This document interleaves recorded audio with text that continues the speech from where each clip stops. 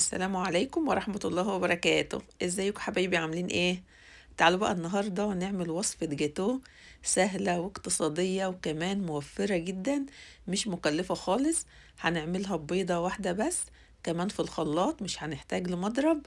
هنعمل كمان صوص شوكولاتة لامع بدون شوكولاتة، حاجة كده بجد قمر. شايفين بقى الجاتو والجمال والشياكة؟ بجد تحفة جدا. جايلك بقى ضيوف او عندك عيد ميلاد او اي مناسبة حلوة، من الحاجات الجميلة جدا وسهلة التحضير. يلا بقى نسمي الله ونبدأ الفيديو بتاعنا. بس بفكرك اعملي لي لايك وشير كتير للفيديو، كمان اشتراك في القناة، فعلوا جرس الاشعارات واختاروا كلمة الكل عشان كل ما انزل فيديو جديد يوصلكوا اشعار بيه. هنقول بسم الله الرحمن الرحيم. وفي شفشق الخلاط هنزل ببيضة بدرجة حرارة المطبخ، هنزل عليها كمان بفانيليا، عندي كمان كوباية من السكر. وفي كيكة الشوكولاتة لون السكر مش بيفرق أبدا، يعني لو السكر غامق مفيش أي مشكلة.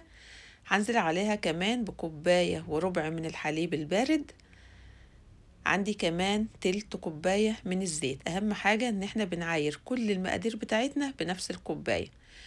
تمام كده، هبدأ بقى أشغل عليهم الخلاط كده لمدة 3 دقايق لحد كل المكونات ما تمتزج كويس وكمان السكر يدوب.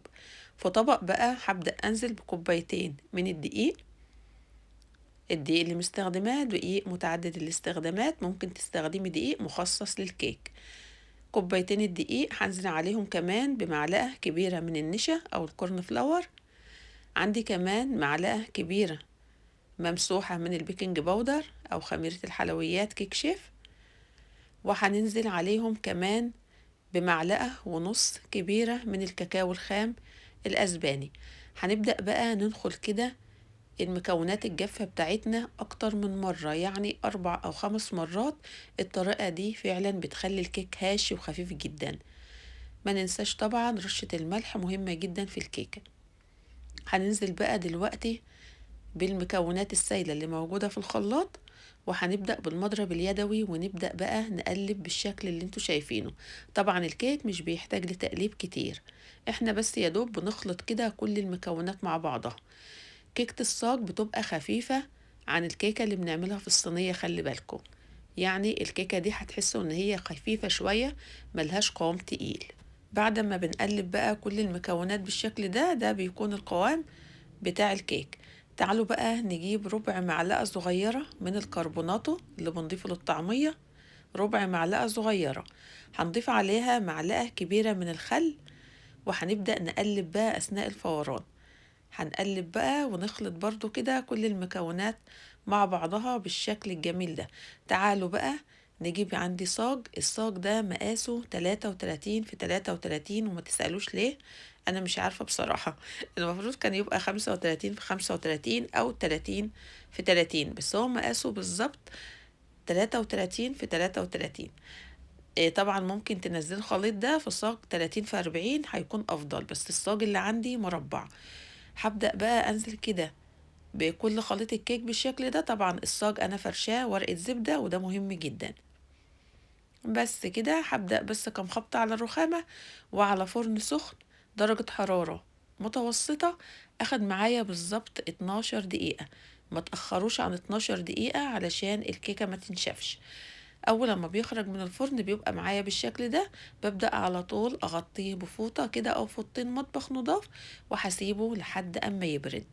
تعالوا بقى لما نجهز لصوص الشوكولاتة اللامع الاقتصادي اللي بجد هيوفر عليكم كتير.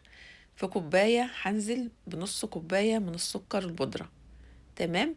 هنزل عليهم كمان بنص كوباية من الحليب البارد. هنزل عليهم كمان بمعلقتين كبار هرميين بمعدل نص كوباية من الكاكاو الخام الأسباني. وبالهاند بلندر بقى أو في الخلاط هبدأ أخفق كل المكونات دي مع بعضها كويس. أول لما تمتزج كده مع بعضها هبدأ أنزل بتلت كوباية من الزيت، ويفضل الزيت يكون زيت نوعيته نضيفة علشان ما يأثرش على طعم صوص الشوكولاتة. بس كده هنبدأ برضو نخفق كده لمدة دقيقة أو دقيقتين، هيبقى معايا تقيل وقوامه بجد أكتر من تحفة. بصوا بقى التقل جميل جدا، شايفين كمان اللمعة اللي فيه؟ طبعا هنا مش بدخله التلاجة أبدا، أنا هسيبه كده على رخامة المطبخ لحد ما أخلص. هنا بقى كان عندي كريم شانتيه بالشوكولاتة كان متبقي من وصفة، وحطيته في الفريزر. خرجته سبته لما فك، ونزلت عليه بمعلقتين كبار من الكريم شانتيه المتحدة، وهبدأ أخفقهم بقى مع بعض بالشكل اللي انتوا شايفينه.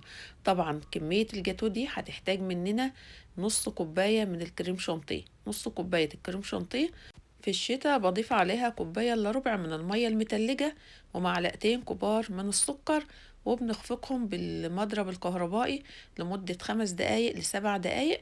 بيبقى معانا أحلى كريم شانتيه، والقوام بتاعه بيبقى حلو جدا. تعالوا بقى هنا، جبت الجاتو بتاعي قسمته على نصين متساويين. بقيس الأول وبعد كده بقسمه من النص بالظبط.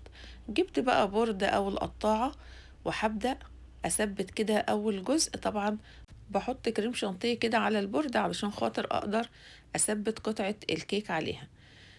هبدأ بقى أشيل الوش بالطريقة اللي انتوا شايفينها دي، وممكن نسيبها لأن طبعا الكيك ده مش اسفنجي، يعني مش هيكون فيه زفارة بيض أبدا. هنا بقى أخدت معلقة من جناش الشوكولاتة اللي احنا عاملينه، وزودتها ربع كوباية من المية أو الحليب، ومعلقة صغيرة من السكر، وببدأ أعملهم بقى تشريبة للجاتو. ببدأ بقى أشرب الجاتو بتاعي بالشكل ده.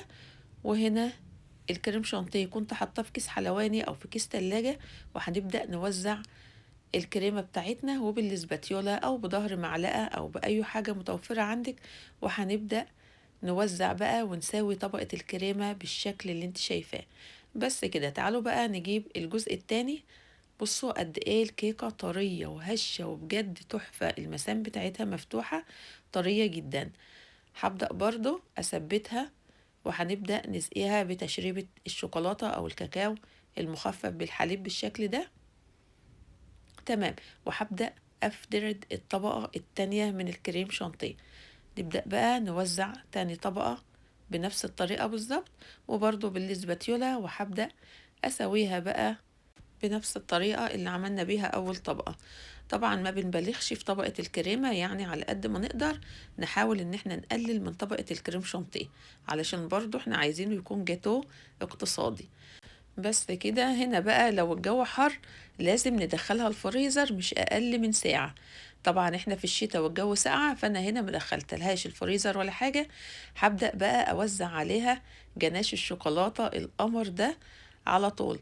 طبعا الجناش تقيل، وطبعا اخد تقل اكتر كمان لما سبته شوية على الرخامة. زي ما قلت لكم انا مدخلتوش التلاجة، انا كنت سايباه على رخامة المطبخ. بس كده. ببدأ بقى أوزعه بالشكل اللي انتوا شايفينه، شايفين اللمعة والجمال. بس هنساوي بقى كده ونشيل أي زيادة موجودة. وهنا لازم ندخلها التلاجة. أنا دخلتها على رف التلاجة أو في الفريزر لمدة نص ساعة بس مش أكتر. وهنبدأ بقى نقسمها. طبعا هبدأ الأول أشيل الأطراف الأربع جوانب. سويت بقى الأطراف بالشكل ده. تعالوا بقى لما نبدأ نقسمها.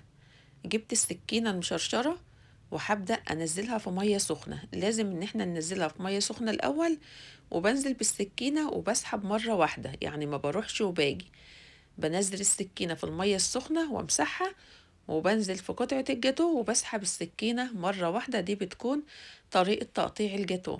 هنا بقى على حسب حجم القطعة اللي انت عايزاها، ممكن تسيبيها بحجم كبير زي ما انا عاملة كده، ممكن تقسمي القطعة على 2.